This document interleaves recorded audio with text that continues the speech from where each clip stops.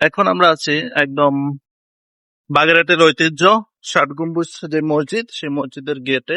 আর ওই যে মসজিদটা, আমরা আসলে এখন টিকিট কাটবো, টিকিট কেটে ভেতরে যাব। শাপলা হাঁটি হাঁটি করে চলে যাচ্ছে। এইখানে টিকিট দেশি পর্যটকের জন্য 30 টাকা করে টিকিট, তাই তো 30 টাকা।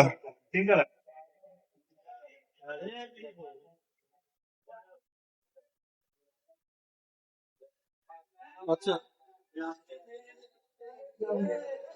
টিকিট নিচ্ছে। আর এইখানে আমার মনি দাঁড়ায় আছে। আহ আমার প্রাণের প্রিয় মনি এই যে এখানে আছে। সে তার হাসি মুখখানা মাত্রই ওপেন করলো। হ্যাঁ, সমস্যা নেই। এই যে আমরা দুইজন এখানে মূল গেটের সামনে, আর আবির টিকিট নিচ্ছে।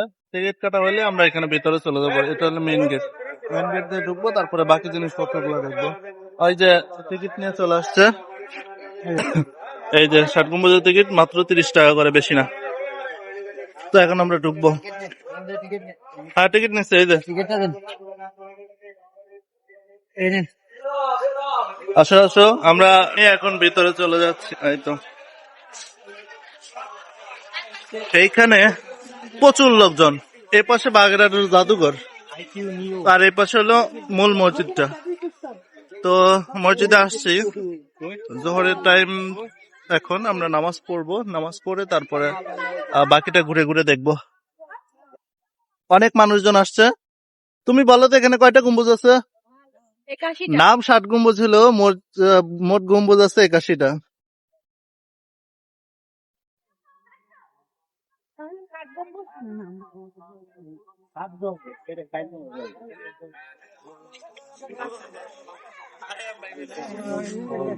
সেটাই হলো কথা। ষাট গম্বুজ কোথায়? হ্যাঁ, সাত সাত ষাট। গম্বুজের সাত, ঠিক আছে। গম্বুজের সাত হয়ে গেছে ষাট। আহ, এটা গম্বুজের একটা আছে। স্থানীয় লোকজনের ভাষায়, মানে এই যে স্থানীয় একজন লোক আছে আমাদের সাথে, তার ভাষায় এখানে আসলে কেন 81টা গম্বুজ কিন্তু নাম 60 গম্বুজ হলো, সেটা সে বিস্তৃত বলছে। দেখি স্থানীয় লোক কি বলে। হ্যাঁ, লোকাল লোকাল বলবে এখন। লোকাল এইখানে মূলত শোনা কথা আর কি, যে মানুষ সাত গম্বুজ কত, সাত গম্বুজ কত যায় সেটা সাত আর কি 60 কনভার্ট হয়ে গেছে। আচ্ছা, আমরা বুঝতে পারলাম যে লোকাল যারা, তাদের আসলে ভাষাগত যে পরিবর্তন, মানে ধ্বনি বিপর্যয়ের কারণে এই নামটা পরিবর্তন হয়ে গেছে। মূলত তাদের উচ্চারণের সমস্যা। হয়তোবা তারা ছ এবং তাল যেটা হ্যাঁ স, সেটার মধ্যে কি করছে, বিভেদ তৈরি করে ফেলেছে, তাই এই অকাজ হয়েছে। দন্তস আর মূর্ধন্য ষ এই দুটার ভিতর পরিবর্তন হয়ে গেছে। দুটার ভিতর পরিবর্তন হওয়ার কারণে দন্তস মূর্ধন্য ষ হ্যাঁ, এই হয়ে অকাজটা গেছে। করছে তারা। আচ্ছা, এখানে তো শাপলা আবার এগুলো শুনে হাসতেছে।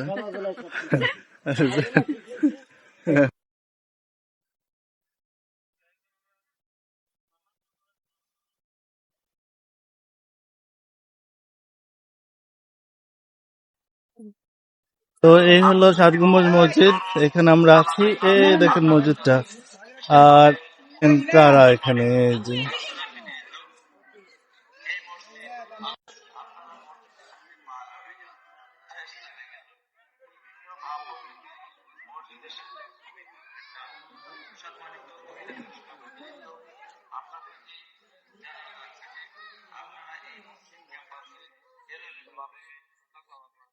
কোথায় আছি আমরা? ষাট গম্বুজ মসজিদ। 60 গম্বুজ মসজিদে।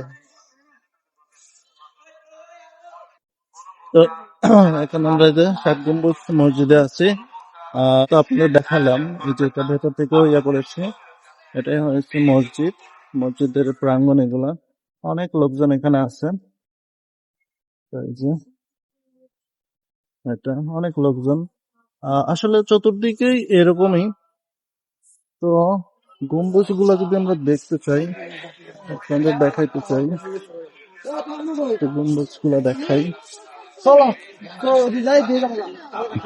এ পাশে হলো মেইন গেট, এ পাশে এই যে এখানে হলো জাদুঘর। আর একটু উপরে যাই, এই যে দেখেন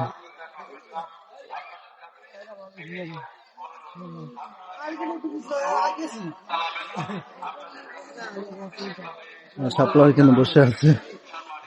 এই যে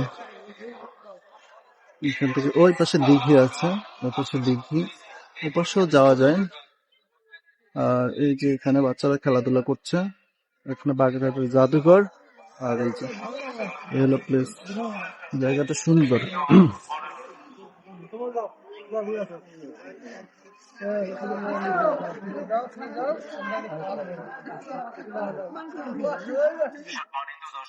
ষাট গম্বুজ মসজিদ, যেখানে প্রায় 81টা গম্বুজ। মসজিদটা অনেক বড় এবং দেখতে অনেক সুন্দর, মাশাআল্লাহ। তো চলেন মসজিদের ভেতরে যাই এবং দেখে আসি মসজিদটা কেমন। তো এই যে মসজিদের ওইখান দিয়ে একটা গেট আছে, চারিদিক দিয়ে আসলে গেট আছে, তো আমরা এই গেট দিয়ে ঢুকবো, ঢুকে দেখে আসবো। তো এই গেট দিয়ে ঢুকবো ইনশাল্লাহ। এই হলো মসজিদের ভেতরে এখন আমরা অবস্থান করছি। এখানে যে খুঁটি গুলো এবং জায়গাটা পুরোটাই পুরোটাই আসলে দেখতে পাচ্ছেন যে এই খুঁটি এগুলাই বড় বড় পাথর কেটে কেটে বানানো। এই যে, আর মসজিদটার আয়তন কত বড়। আর মসজিদের ভেতরে ওই যে মূল যে জায়গাটা, মানে ইমাম যেখানে দাঁড়ায়, দেখো ওইটাও পুরোটা পাথর দিয়ে করা, নকশা এবং ডিজাইন পুরোটাই পাথর দিয়ে করা। আর মসজিদটা অনেক বড়। এই যে,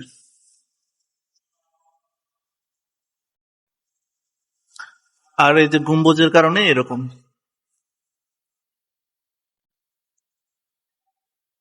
তো আমরা এগুলো দেখছি, মেয়েরা সবাই আসতে পারে এখানে।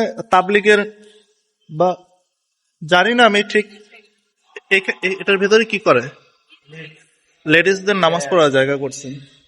আচ্ছা, মেয়েরা চাইলেও এখানে এসে নামাজ পড়তে পারবে। আর এটা হলো জায়গা, অনেক বড় একটা জায়গা নিয়ে মসজিদটা তৈরি করা। মাশাল্লাহ মাশাল্লাহ। জি,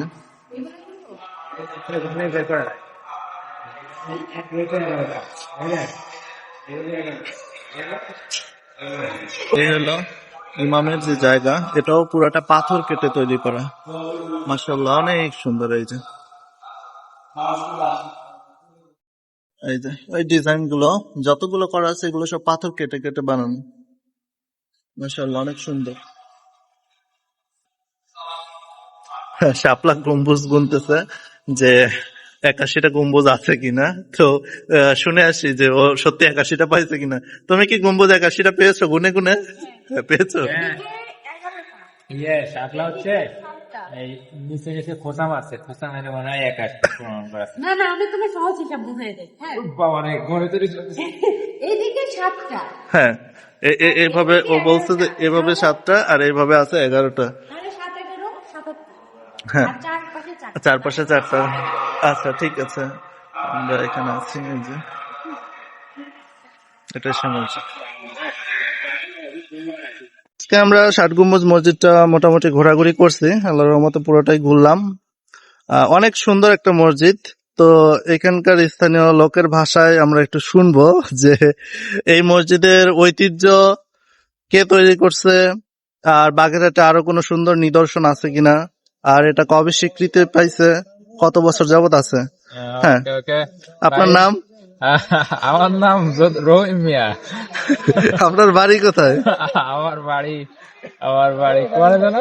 রামপাল বাগেরহাট। রামপালের কুমড়োর গ্রামে। আচ্ছা, এবার একটু বলেন যে এই ষাট গম্বুজ মসজিদ মানে কে প্রতিষ্ঠা করছে, কত সালের দিকে? রাজমহল মসজিদ আসলে প্রতিষ্ঠা করছে এই অঞ্চলের একজন শাসক, যার নাম আর কি খানজাহান আলী। তিনি আসলে তার এই অঞ্চলের শাসন কার্য পরিচালনার সুবিধার্থে এই মসজিদটা নির্মাণ করছিলেন। এই মসজিদটা একই সাথে প্রার্থনা কক্ষ এবং আবার তার বিচার কাজের জন্য ব্যবহৃত হতো, বা এই এলাকার শাসন কার্য পরিচালনার জন্য। তো এই তো, আর এই মসজিদটা নির্মাণ করছেন 15 শতাব্দীতে 1459 সালে আর কি। আর এটা ইউনেস্কো স্বীকৃত একটা ওয়ার্ল্ড হেরিটেজ।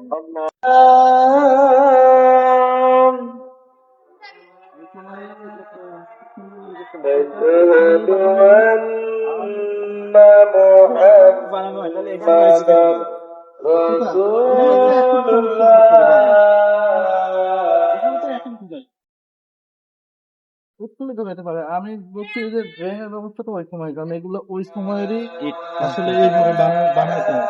এখন ড্রেনেজ সিস্টেমটাকে মাটি নিজে দিচ্ছে। হ্যাঁ, এটা ড্রেনেজ সিস্টেমটা আর এটা পানি ভরাস ইয়েটা দেখতে তো এটা উপরে দাঁড়ো দেখো, পানি পড়ার জন্য পাথর দিয়ে বানাইছে। ছাদ থেকে যে পানিগুলো পড়বে সেটাও পাথর দিয়ে তৈরি করা। দেখাও, এখন ভালো করে দেখাও। বৃষ্টির পানি যদি আসে, সেই পানিটা পড়বে ছাদ থেকে সেটাও পাথর কেটে সুন্দর করে বানানো, এটাও সেই সময়েরই। এখন কোথায় যাচ্ছি আমরা? আর প্রত্যেকটা মসজিদ, প্রত্যেকটা এই যে বাড়ি, এগুলোর পাশে একটা বড় দিঘি থাকে। তো এখানে একটা দিঘি আছে, সেই দিঘিতে যাবে।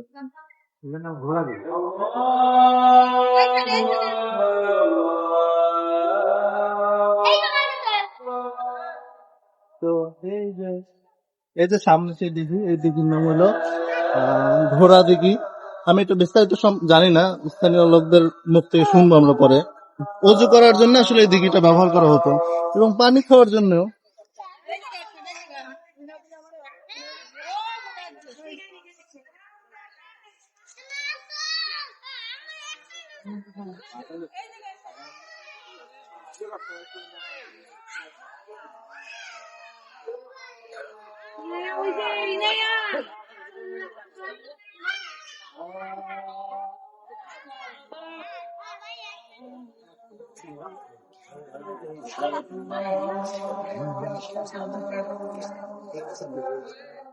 অনেক বড়। এখানে খানজাহান আলীর সংক্ষিপ্ত ইতিহাস দেওয়া আছে। আর এই দিঘি ওই সময়েরই তৈরি। যে স্থানীয় লোক রহিম মিয়া আছেন, উনি দিঘিটার নাম বললেন ঘোড়া দিঘি। ব্রিফ হিস্টোরি অফ খানজাহান, খানজাহানের সংক্ষিপ্ত ইতিহাস। উনি তৈমুর আক্রমণ দিল্লির পদচ্যুত হওয়ার পরে 1338 বাংলায় এসেছিলেন, 1338 সালের দিকে। তো এখানে একটা দিঘি, আর এই দিঘিটা কত বড় দেখেন, এই পাশ থেকে ওপাশে দেখাই যাচ্ছে না। আর এই দিঘিতে ফুটে আছে কি ফুল? শাপলা ফুল। সব শাপলা ফুল ফুটে আছে, এই যে সব শাপলা ফুল ফুটে আছে। তার মানে ঘোড়া দিঘির পুরোটাই শাপলা ফুলে ঢাকা।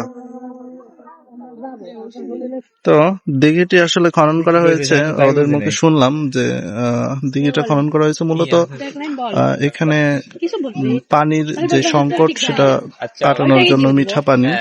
আর একটা বিষয় হলো, এখানে যেহেতু বাগেরহাটে লবণাক্ত পানি আসে, তাই এখানে মিঠা পানির উৎস হিসেবে এটা করা হয়। আর এখানে পাশে যেহেতু মসজিদ, তো মসজিদের খাবার দাবার, মসজিদের অজু করা এবং খাবারের পানি হিসেবে এটা মূলত ব্যবহার করা হতো। তো এই সেই দেখি, অনেক বড় দেখি। প্রায় এখন এখান থেকে এটা দেখলাম, তাই চলে যাব।